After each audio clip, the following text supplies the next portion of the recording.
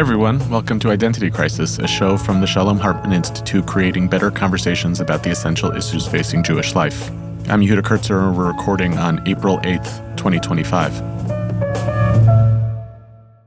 I'm actually recording this episode from our studio at our campus at the Hartman Institute in Jerusalem.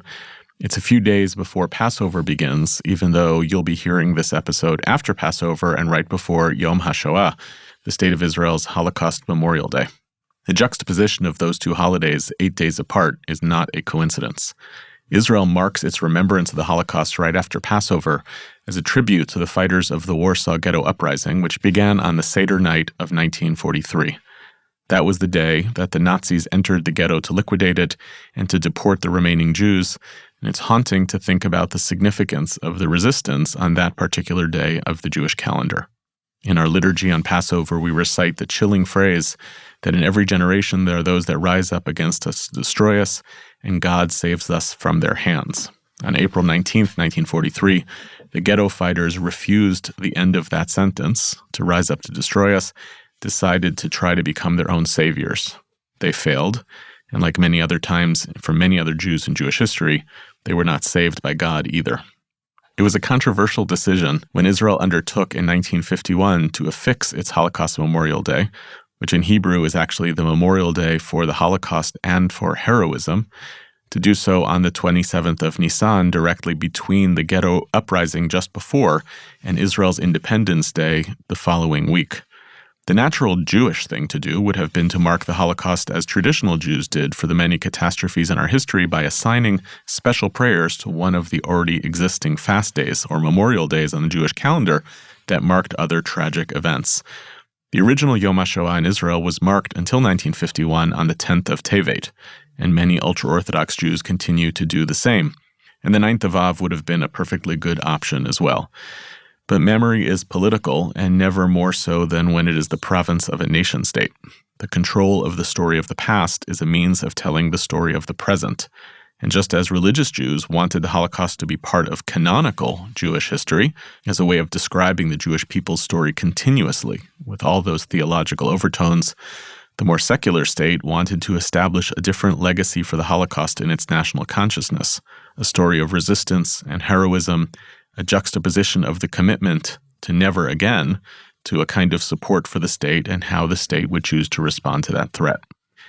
The creation of Yom HaShoah did not mark the birth of Holocaust memory in Israel, nor is it the first moment when the memory of the Holocaust was adjoined to the state of Israel's emerging national identity. The Israeli historian Tom Segev documents in his book, The Seventh Million, that the first proposals from Zionist leaders to establish a memorial in Israel for the victims of the Holocaust were advanced as early as 1942, before the majority of the victims of the Holocaust were killed. In Segev's reading, this is evidence of a scandal, that the state prioritized state building over saving European Jewry and the appropriation of the tragedy to amplify the national story of the urgency of creating the state. He writes, and I quote, "There was no clearer, more grotesque, even macabre expression of the tendency to think of the Holocaust in the past tense. While the Yishuv discussed the most appropriate way to memorialize them, most of the victims were still alive." Now, you don't have to draw those conclusions from that data. But there's no question, in any case, that the Holocaust shaped the forming of the State of Israel in countless ways. And there's also no question that the memory of the Shoah and the choice of who gets to be its custodian continues to define contemporary Jewish conversations about Zionism and power and what it means to suffer history or to resist it. It's impossible to count the number of times that the Holocaust has been invoked in public discourse about Israel over the past 18 months, both by those who support Israel's right to defend itself and who saw in the events of October 7th remembrances of the Jewish people's history of traumas, including those of the Holocaust, and invoked, perhaps equally as much, by those who now take the liberty of referring casually to the Jewish state as a genocidal state, who quite comfortably reposition the victims of the Shoah as its most prominent perpetrators. I am very cynical about this move. As Mati Friedman wrote on X sometime last year, it's a real comment on Western self-awareness, that numerous intellectuals have come to hate the same people as their grandparents did and seem to earnestly believe it's a coincidence. I just think, personally, we are right to be clear-eyed about all of the political uses of history, both by states and by their critics. History is unfortunately more fragile and malleable than we think. I hope we could just talk honestly about the actual past, about the actual present, and the moves that we make in the present that make use of the past. To do so, I'm joined here today in Jerusalem by Dani Dayan, the chairman of Yad Vashem, Israel's Holocaust Museum and Memorial, that very institution that emerged from those 1942 deliberations. In fact, I think it took on the name of Yad Vashem that same year. Dani was formerly Israel's consul general to New York, and prior to that, an Israeli politician who appeared in multiple Knesset party lists and served as the head of the Yesha Council, the umbrella organization of municipal councils of Jewish settlements in the West Bank and formerly in the Gaza Strip. I met Dani in New York during his tenure as consul general. I appreciated then, as now, his candor and his willingness to engage across difference. We have some differences of opinion, which I suspect will be a feature of today's conversation as well. Dani, thank you for being here and for being here especially right now at this moment in the calendar. And I want to start with the use of the Shoah over the past year and a half, if we can. You were very outspoken, actually. This was in the New York Times, I believe, in 2024. Your public criticism about analogies between October 7th and the Shoah, which were actually quite prominent here in Israel. We can give a whole variety of examples. Can you talk a little bit about what you're resisting when you resist that comparison of the use of the Shoah in October 7th and what you think has happened in Israeli society that makes so many Israelis and Jews around the world turn to the Shoah to try to understand that moment? Well, first of all, Yehuda, thank you for having me here, and it's a good thing that you stated the exact date in which you are recording, because with the hectic pace of the events in Israel, in the world, I hope the things we are going to talk about will still be relevant in 2 weeks. You know, in the summer of 2022, President Joe Biden came to Yad Vashem, and I thought, what will be the first thing I will tell the president as his host? And I decided to tell him 2 things. The first is that, Mr. President, you should know that Israel was not established because of the Holocaust, it is established in spite of the Holocaust. But the second thing is interesting in this context. I told him, Mr. President, if you want to understand Israel, you want to understand the Israelis, you want to understand the Israeli leadership, and you want to understand the individual Israeli, you should know that the Shoah, the Holocaust, is omnipresent in the back of our minds, somewhere in the back of every Israeli, and the Israelis as a collective, it's present, always. And obviously I was reminded of that on October 7th, but because when we heard the first reports about mothers muffling the mouths of their toddlers in order to prevent them from crying and so be discovered by the terrorists, obviously, every Israeli, every Jew thought immediately about the Shoah, about similar stories we heard in barns in Ukraine or attics in Poland. But then came October 8th and 9th and November and December and 2024 and 2025, and we have to make the distinction.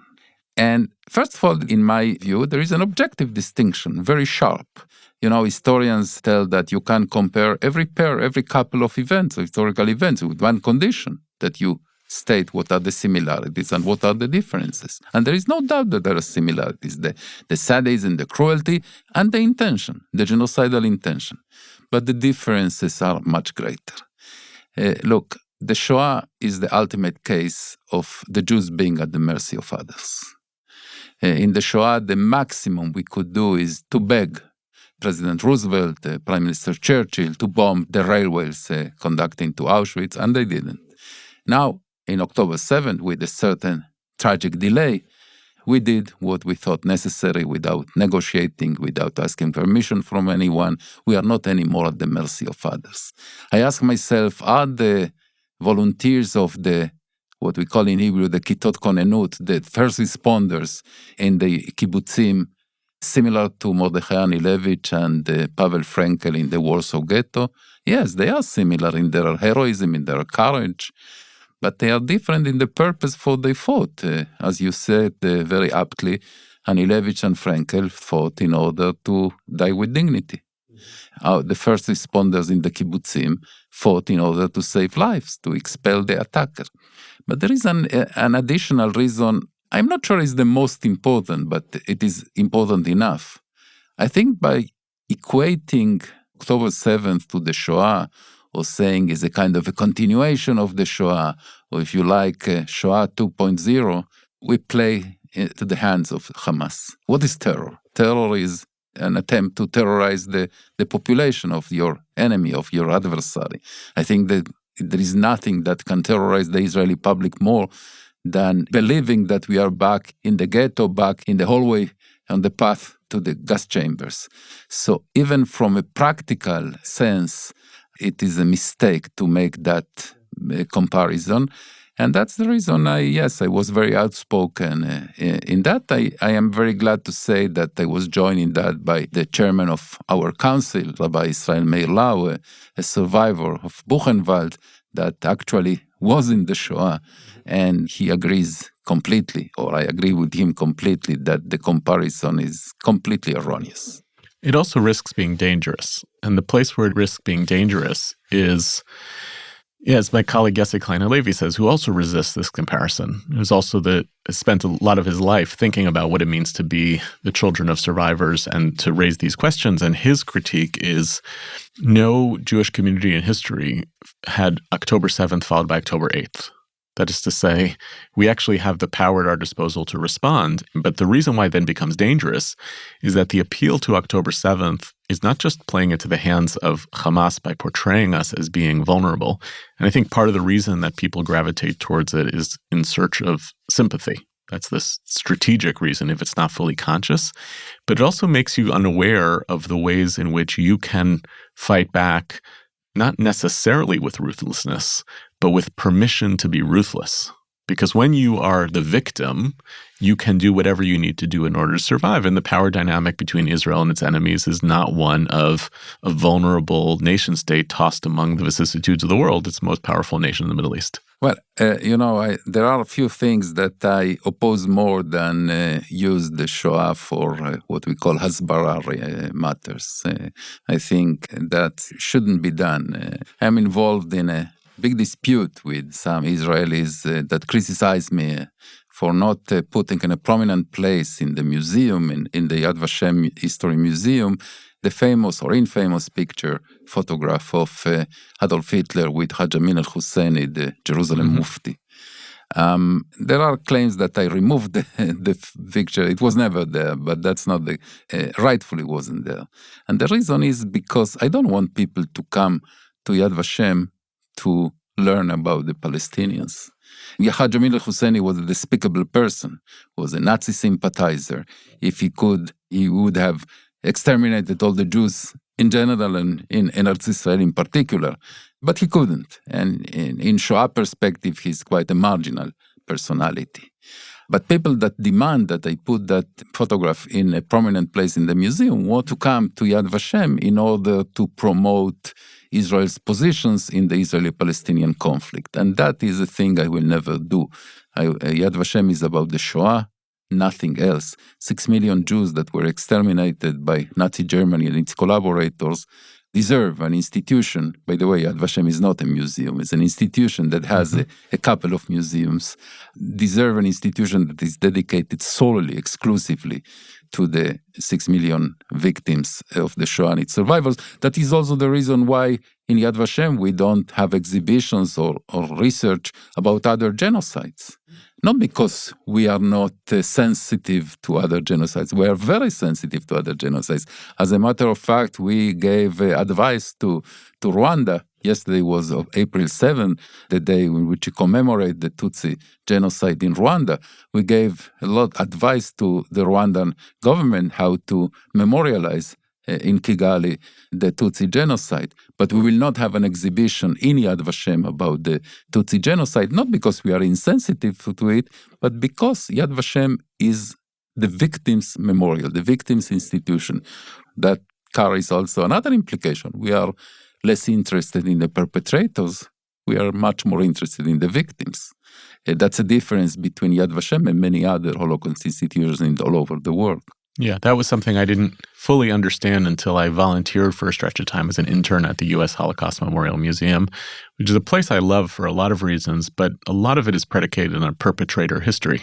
That's right. Because of the accuracy of the records, as opposed to what you feel when you walk around in Yad Vashem, where there's now a historical museum. There's always been a historical museum, although I always felt that until recently the historical museum was better in Washington. But what the Washington Museum doesn't do quite the same way is the expressions of the artistic representations, the atmospheric representations, which move you out of a place of history and into this more elastic place of memory, which is not always about the exact historical record of how things took place. Indeed, but it's also important for me to say, since in your introduction you referred to Yad Vashem as a museum, that we are not a museum. Yeah. We are an institution that is involved in documentation. We have the largest archive in the world on Holocaust documentation, more than 200 million pages of documents, the largest library, the largest collection of art from the Holocaust, an institution, an international school of education about the Holocaust, an international research institute about the Shoah,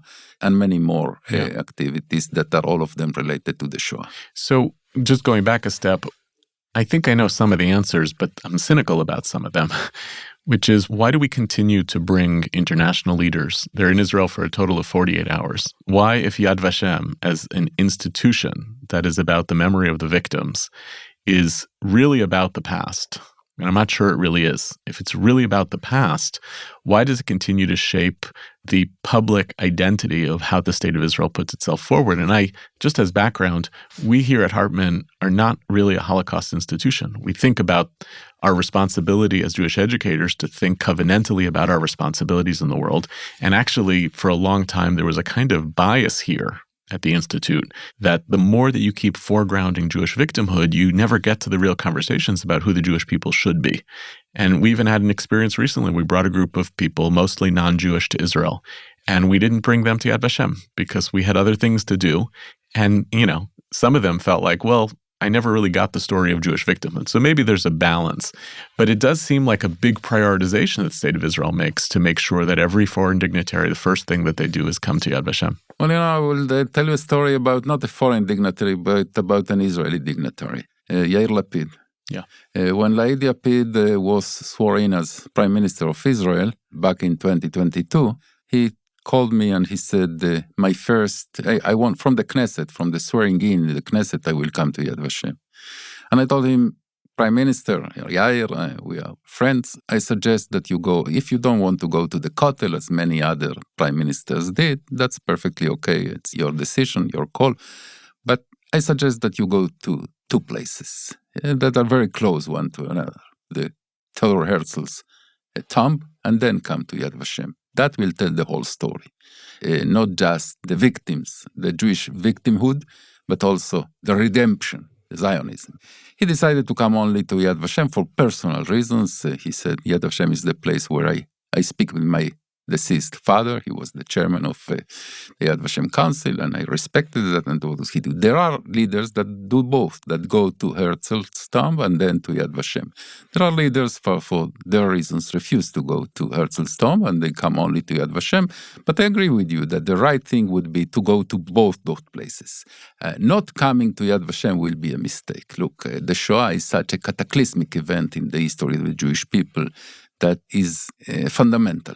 It's fundamental to understand Israel, fundamental to understand the Jewish people, and it's fundamental to honor our victims. Look, a third of our people was decimated during the Shoah. It will be inconceivable that a visitor to the Jewish state doesn't pay respects to that. Yeah, but you now upgraded my question, which is, okay, so you want to say foreign dignitaries and leaders who come to Israel have to recognize the relationship, historical relationship, not causal, right? But Indeed. Let's say at least correlative between the Holocaust and the rise of the state of Israel.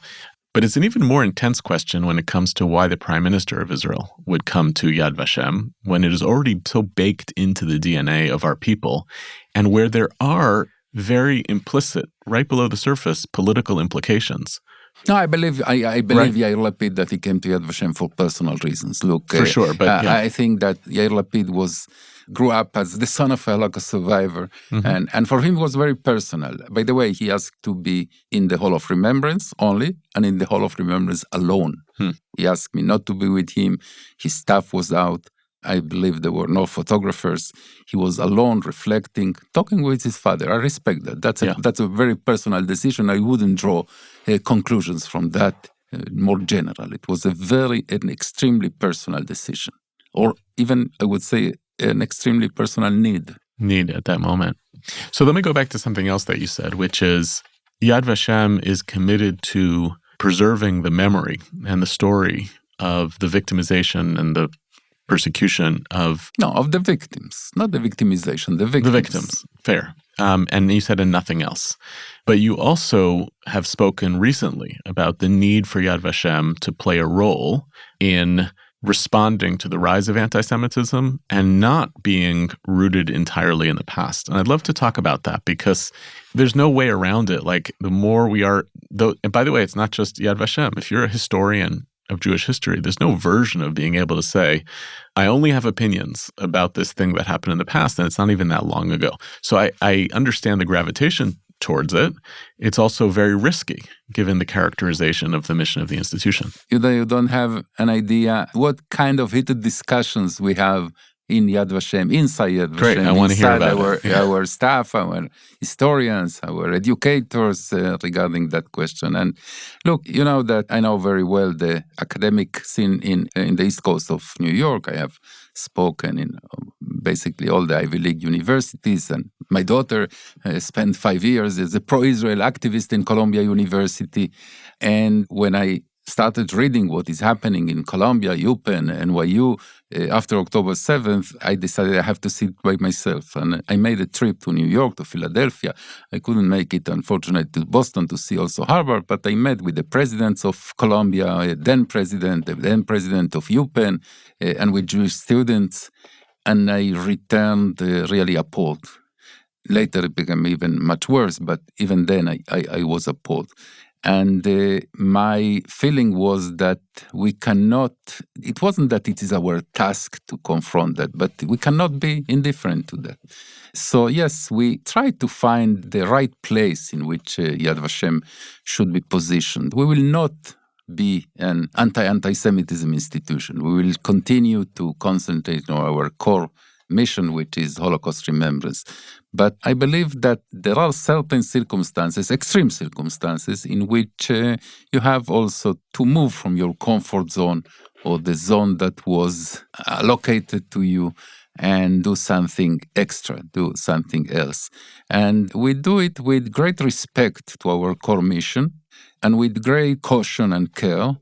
But yes, under the current situation, we cannot be completely indifferent. It's also a demand that people demand from us, people that come from all over the world, educators that come to seminars in our International School of Holocaust Education, also want to know what is the correlation, what was the context of contemporary anti-Semitism.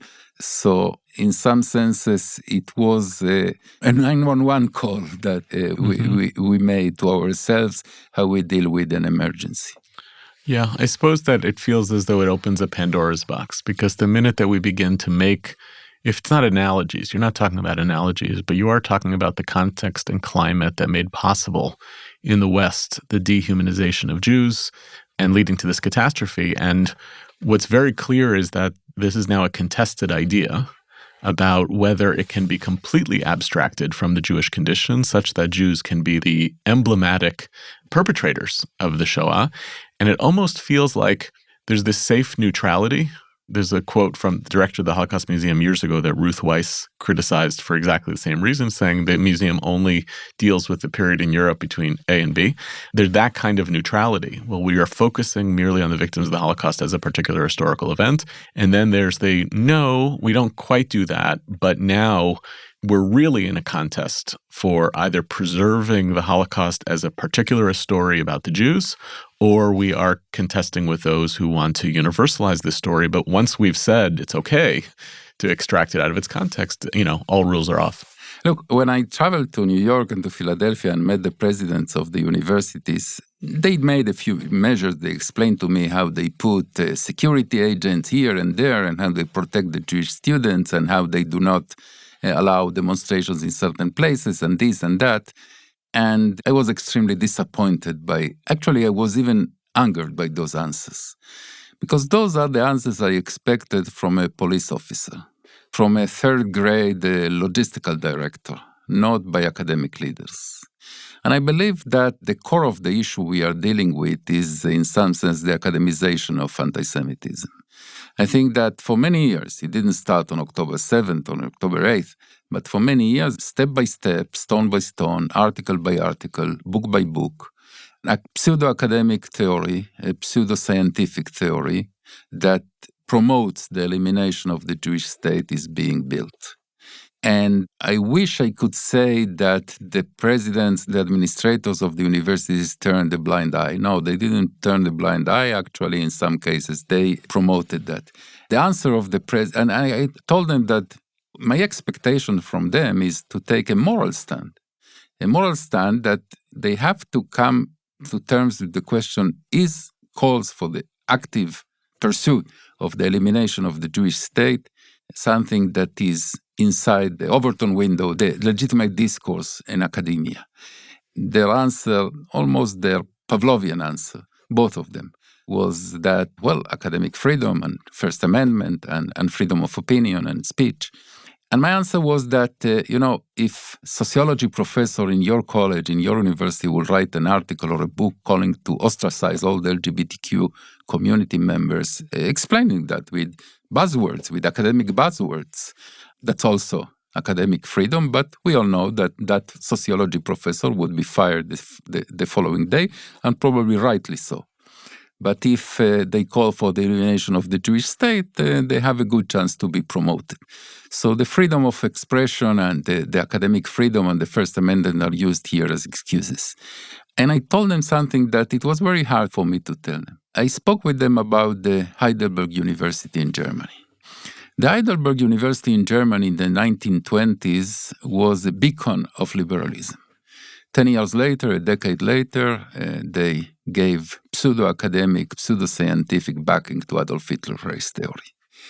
And I think that the universities, the Ivy League universities in the United States, should take that example into consideration. The University of Heidelberg we forever remembered as one of the universities that gave the pseudo-academic backing to Adolf Hitler and to Nazi ideology.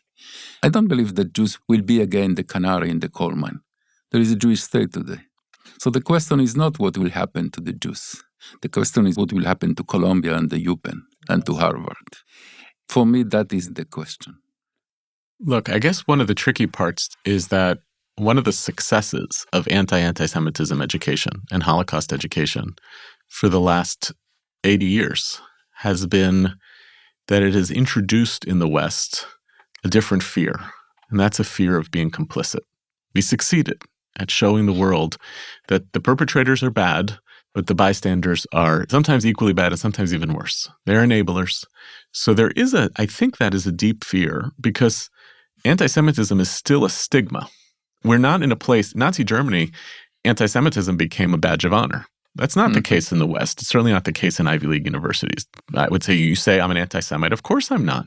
What I'm trying to do is to avoid being an enabler and being complicit. And the analogy breaks down between Jews and LGBTQ individuals because Israel's fighting a war against an enemy population that it also controls, and they're killing a lot of people. And that's an undeniable thing. There's no buzzwords associated with that. And how do we unmake that juxtaposition of I fear of being a bystander, and then by virtue of the fact that I fear becoming a bystander, I'm supposed to let things happen in the world that look very bad by objective standards. It's a lot of people to kill.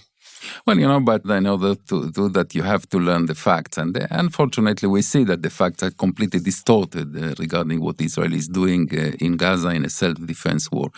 And regarding what I previously said, I wanted also to add that I'm sorry that we need an American administration, an American government, and a Donald Trump administration to force the universities to take a stand and to take measures.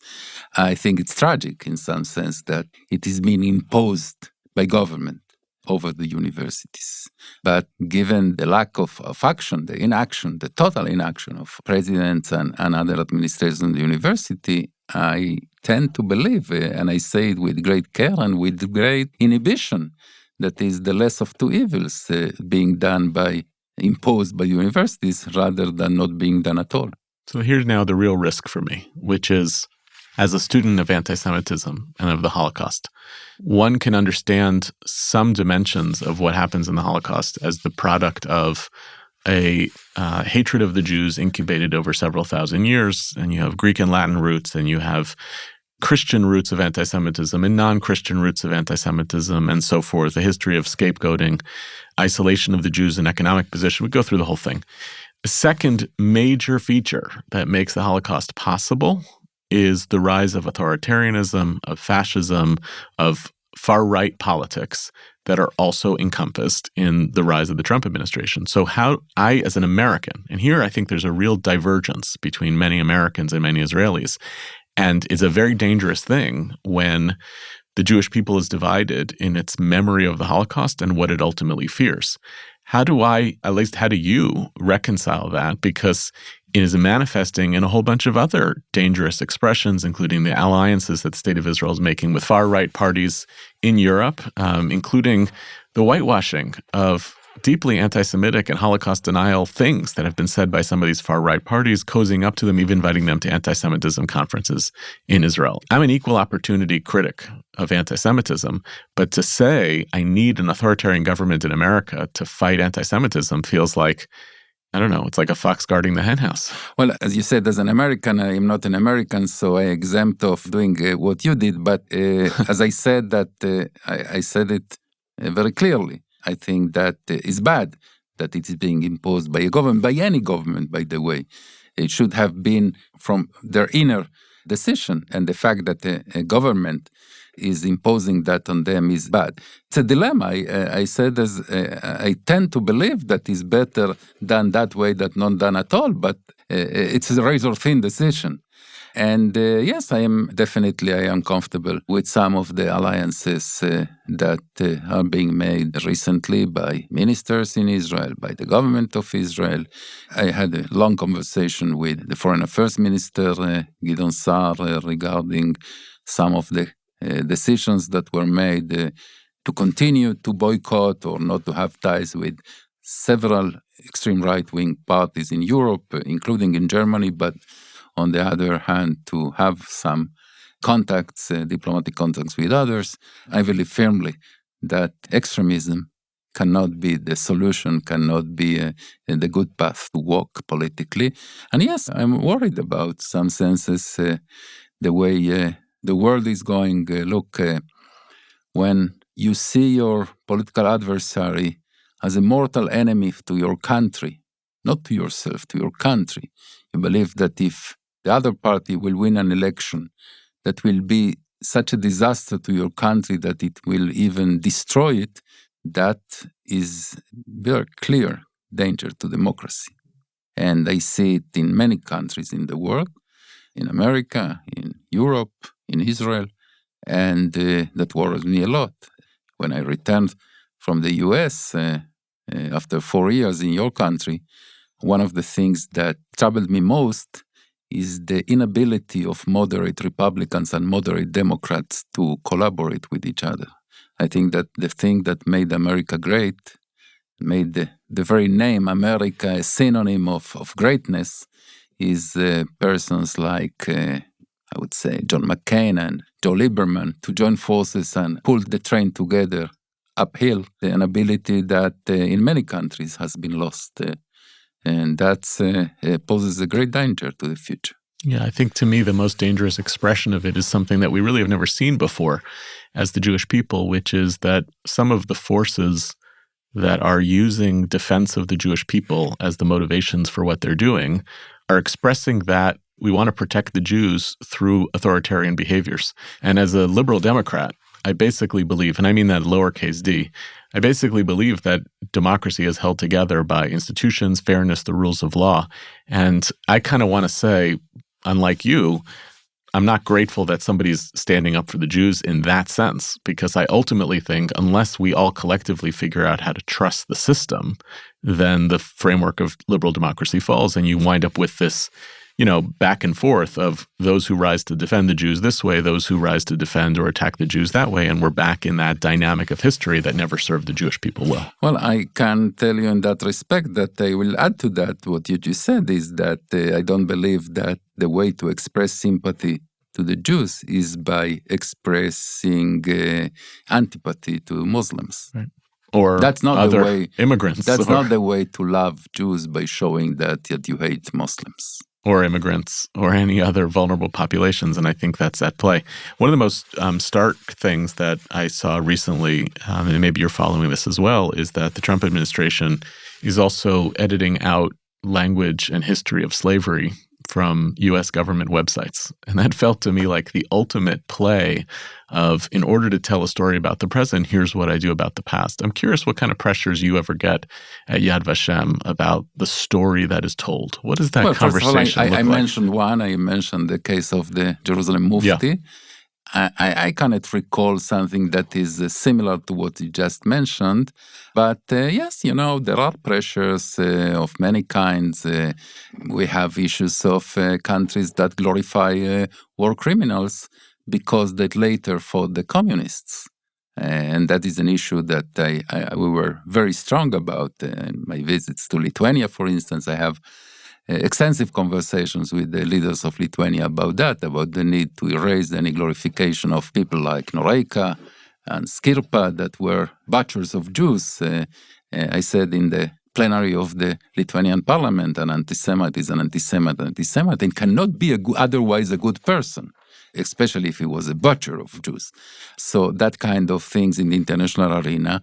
I think that, by the way, if we have good news in this area, is that outright Holocaust denial is now quite marginal, but it was replaced by rampant distortion of the Holocaust. Yeah. And that was one of the manifestations of Holocaust distortion is countries, governments even, very powerful political or social players that say, of course, the Holocaust happened, and in Auschwitz were killed more than 1 million Jews, but in gas chambers, etc., etc. But in my country, all our citizens try to save the Jews. Well, that's unfortunately a fallacy.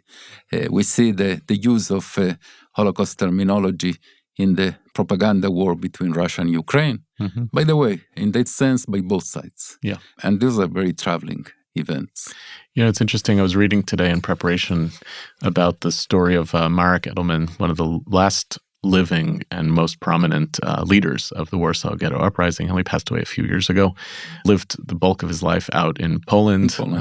Outspoken critic of the communist regime, an anti-Zionist until he died, profound critic of the state of Israel.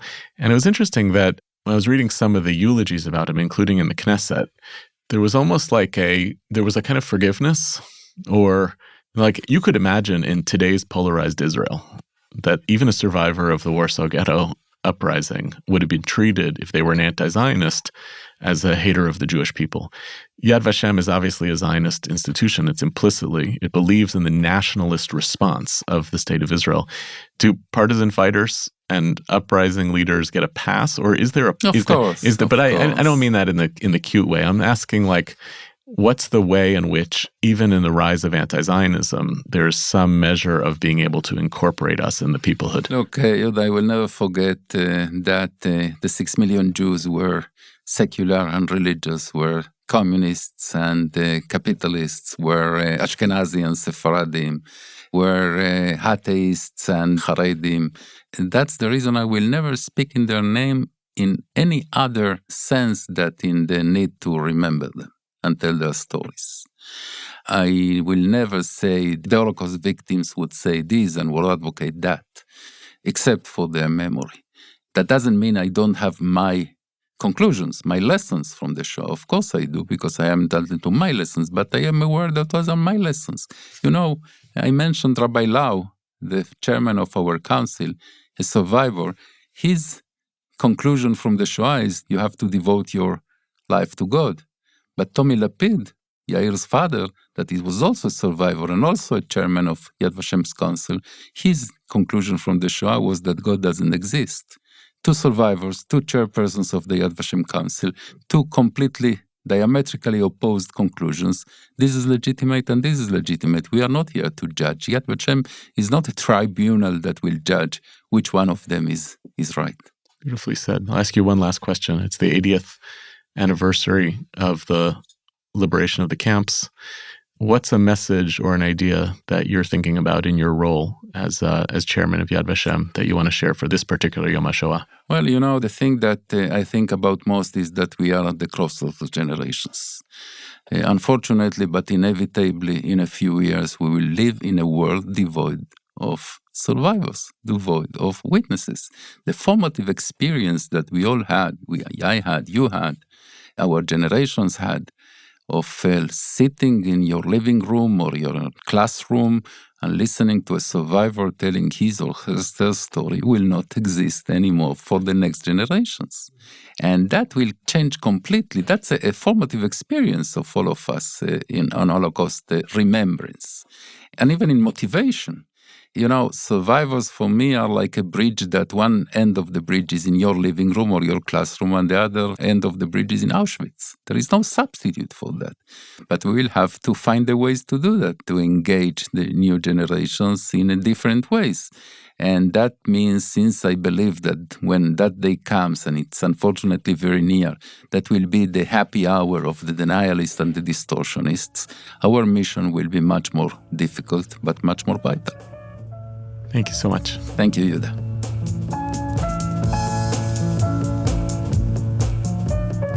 Thanks for listening to our show, and special thanks to our guest, Dani Dayan.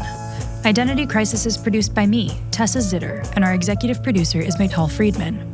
This episode was produced with assistance from Annie Beyer-Chaffetz, researched by Gabrielle Feinstone, and edited by Gareth Hobbs at Silversound NYC, with music provided by So Cold. Transcripts of our show are now available on our website, typically a week after an episode airs.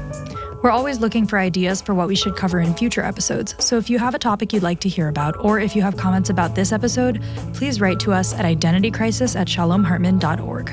For more ideas from the Shalom Hartman Institute about what's unfolding right now, sign up for our newsletter in the show notes and subscribe to this podcast everywhere podcasts are available. See you next time, and thanks for listening.